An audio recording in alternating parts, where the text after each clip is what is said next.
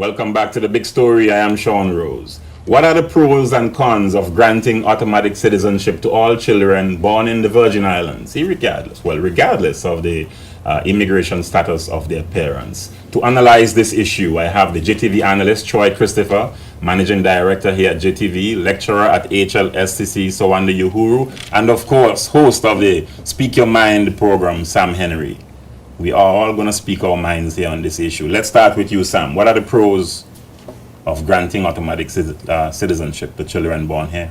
Well, I think we have a good opportunity to embrace young people who potentially could help the BVI move to the next level. I mean, just recently I was listening to a program on financial services and looking at what we can do to continue to evolve, as one of the representatives on that panel said. And in order to continue to evolve and be competitive, we have to start embracing some of our talented minds. And looking at what's happening in the BVI in the past 20 years, we're looking at some of our kids who are not able to represent us simply because of immigration status or lack of passport or whatever the issues are. I think, in my view, it's prohibiting us from being the best that we could be. So, Andy? Well, I think you heard when the Minister of Education spoke about it, speaking about bitterness. You know, young people go through that particular situation, and I have no choice but to sympathize with them because they see others getting a certain type of recognition. They see others being able to claim an identity through a passport. And they wonder, well, why not me? So you get some feelings of bitterness. And these people, more likely than not, will eventually become citizens, and they may have unpatriotic feelings. Also, not being able to participate in the activities like FIBA because of FIBA's rules that you have to be a passport holder to be able to participate. And a lot of these young people would not have gotten a passport as yet. But I learned just today, Sean, that even regardless of the status of the parents, even if the parents are what they call unsettled, meaning they're under some type of immigration control, that children born here are entitled to British Overseas Territory citizenship from the age of 10. And that's the interesting thing about it, Sean. So from the age of 10, I'm pretty sure that you'd be able to participate in FIBA's activities if of course you went through the process. Now, we have some problems with the process as well, because just because we're entitled to it doesn't mean that we always get it. So the process needs to be tightened up. Troy? Well, I think it depends on who you ask. The pros, obviously going to depend on who you ask. I made a couple of notes, and the main thrust, some of the guys have already mentioned some key points about bitterness and cohesiveness, but it's an easy travel process if you can attain your passport, or that comes with the citizenship. Your ability to invest, your ability to buy and own land, your ability to operate businesses within the BVI, access to the education system, i.e. sports and all these different activities. So with that, the pros obviously are, once you have attained it from an early age, you can invest, you can own business, you can operate, you can buy land, just like all BVI landers. What about the cons? And let's start with you, Troy. What are some of the possible drawbacks? Well, I'm going to refer back again to the fact that it depends on who you ask. What might seem like a drawback to me may not seem like a drawback to a resident or someone coming from outside. But some of the cons would be it's difficult to control cultural identity if your decision is that every time somebody is born within the territory, regardless of their status, they're given citizenship and they're given a passport. The United States is one of the great countries who have used this measure, and persons who are not from the United States hail that as a great thing for them. But the residents of Arizona, for instance, who is a border town, they don't like the fact that you have a number of persons coming across the border in the United States, or persons persons that seem to be either taking up their jobs or changing their cultural disposition. So that could be one of the drawbacks. Also, in a small territory of 24 square miles, a race for available resources might drive up the cost of living. Obviously, if everyone is getting citizenship just because you're born, whether you have heritage or not. There's also, I had noted, the visa restrictions may have to become more strict, coming close to what the US uses. If you look at the United States, most of the persons who are complaining about these passports, just to travel to the United States, you need a visa. So even though they have a policy that allows everyone who is born there to attain the passport, they have put a fence around it that you even can't travel there without a visa. And so, depends on which system you want to go in, you might end up having to put a more strict visa system in place, which might be difficult for the BVI if we are a tourism market and our tourism product. So, those are some of the cons. What about you, Sawande? Well, Any concerns? Sean, much of the cons I've come up with mirror the ones that Troy has mentioned, but I'll go into some detail on some of them. It all depends on what type of society you want to build in terms of immigration. You know, as Troy said, it's just 24 square miles.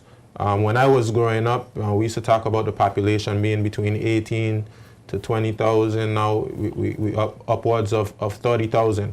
And that's a huge leap. And for my parents, they remember when the BVI's population was below 10,000.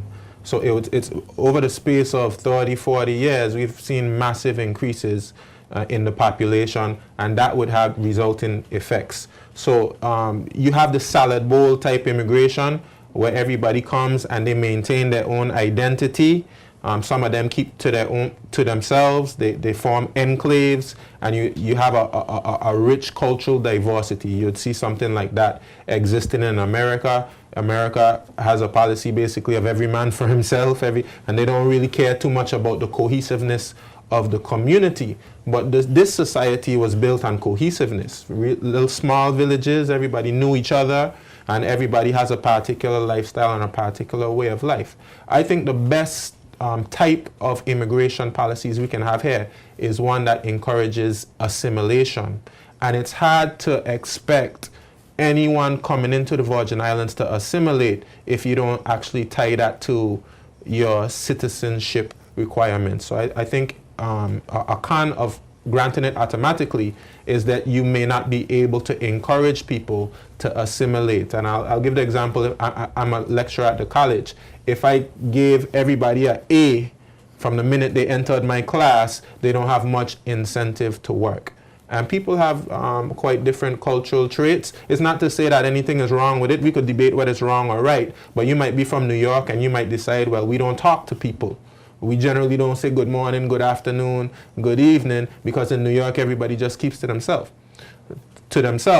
But here in the Virgin Islands, it's different. We like good morning, good afternoon, good evening. That's something we would like to maintain in our society. Just quickly, I would say as well that when you have citizens, Troy touched on this as well, you have obligations to your citizens in terms of schooling, in terms of providing them with good infrastructure, providing them with scholarships. Health services. Yeah, definitely. And of course, just like a family, you have to do good family planning. So if you can only afford to have 5 children, you shouldn't go ahead and have 10 children. So you can make sure that you can afford whatever citizens you have within your territory, and you have much more control of that if you do not grant automatic citizenship. And my last point, if I may, is it's also dangerous from a legal perspective for a parent and a child not to have the same immigration status. Like in the United States, for instance, between the years of 2010 and 2012, there was about 200,000 deportations of parents who had U.S.-born children. So what ends up happening is the children end up staying in the United States, and the parents would be deported to, let's say, Mexico or someplace like that. And because from a legal standpoint, the children have the right to abode while the parents have to leave, and that can create some problems. For instance, you have maybe about 5,000 children in that space of time that had to go into foster care, which is a burden on the state. Noted. We gotta go to Sam. Sam, what are some of your concerns, if any at all? Well, I think my concern, I think the biggest one is will mirror a little bit of what Sean Sawande and Troy may have said. There's a concern that lack of simulation might be an issue, cultural differences might be an issue, but I think overall, at the end of the day, with smart immigration control policy, migration to the territory of some of the folks who are coming in could be controlled. It could be controlled in a way that the people who are allowed to reside among us will naturally come in with some type of process that they showed an interest in the BVI culture, they showed an interest in simulating. So at the end of the day, if they were to get their status and then they had a family and those kids were given the rights to citizenship, then those kids naturally will take on that cultural jacket, so to speak. So you really don't see any cons to granting automatic citizenship? Well, what I look at is diversity will bring to me more benefits. Again, if it's control, that's what we're looking at. That's what I'm looking at. I'm looking at a community that's, because again, wait, just wait 1 second, because Troy is saying that the cultural identity would not be clearly defined, and you're saying diversity would be good. Well, look at it this way. Take the BVI history from, let's say, from 1920 all the way to now. Very quickly. We have had a change in our cultural identity for the past 70 to 80 years. No one can really define the BVI culture because we came on slave ships. As times grew and we start working with the U.S., we took on their behavioral attitudes and music and culture. So we've already experiencing a mixed culture. We have a number of people, at least 50% of our population in the BVI who came here in the 50s and 60s and 70s were not people of the BVI. So here we are today in a wonderful, beautiful, growing community, a progressive society because of that diversity. There's one quick question. Yes. I'm trying to get some clarity from Sam. He's saying automatic or he's saying with controls?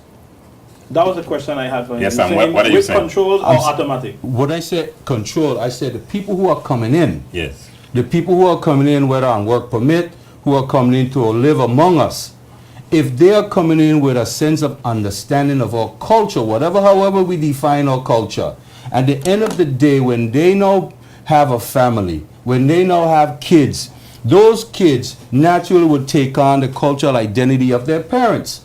So whatever that is, that's what that child is going to become. So if he now becomes a BVI Islander at birth because of the status of what I'm projecting should happen, then that child is a BVI Islander all the way through. But culture is the behavior of a people, to sum it up, or a group of people, and of course that changes over time. So how would they somehow assimilate the culture of their parents when they're living in a different society? Well, we are evolving. That's the problem. What are your comments on it? Because well, definitely parents have a huge role to play in terms of the behavior of their children. And sometimes you even see children have a dual identity.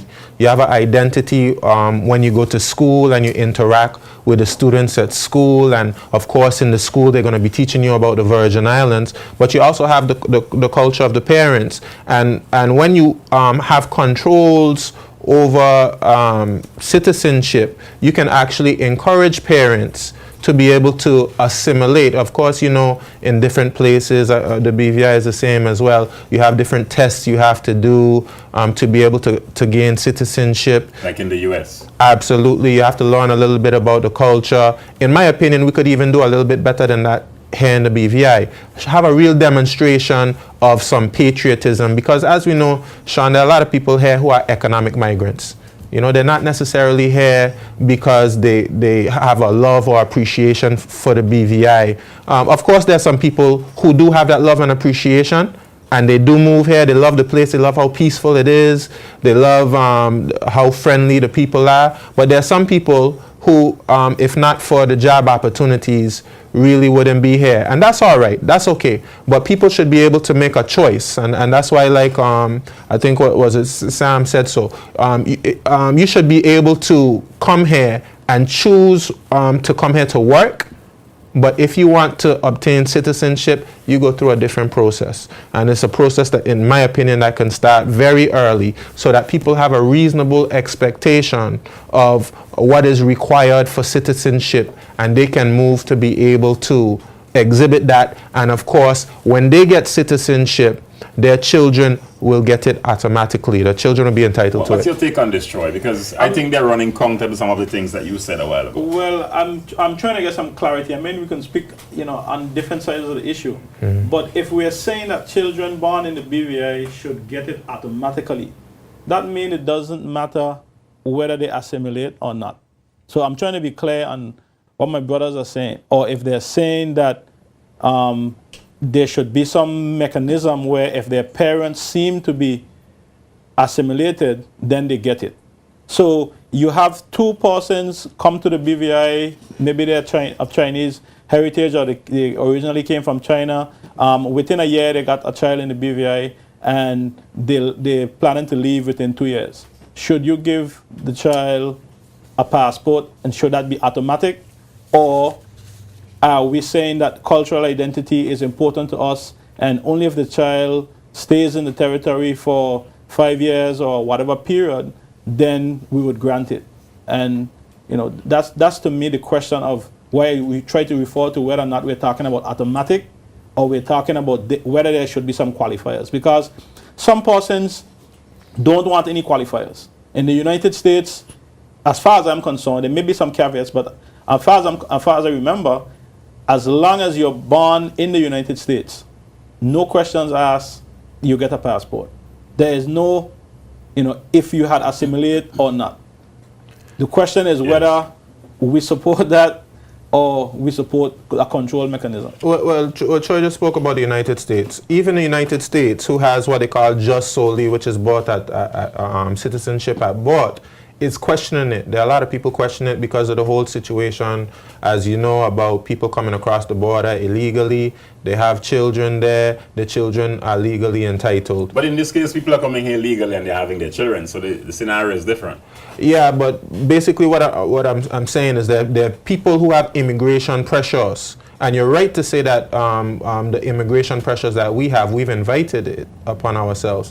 And I think that our governments have done a poor job in the past, this is my opinion, in terms of having proper immigration policies and proper regulations to avoid the situation that we have today.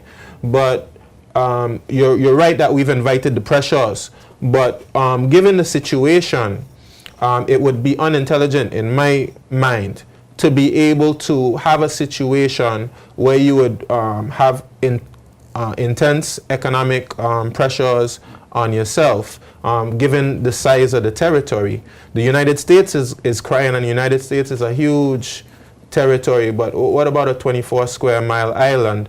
I understand what many of the people who are coming in are saying, and some of the cries. I think we need to take some steps to address some of those concerns that they have. We got to go to a break. When we return, though, we'll take a glimpse at the influx of Caribbean nationals, seeing that you've mentioned, immigrants moving into different countries, yes, but into the UK, and examine the implications for granting automatic citizenship to all children born here in the Virgin Islands. The big story continues in a moment.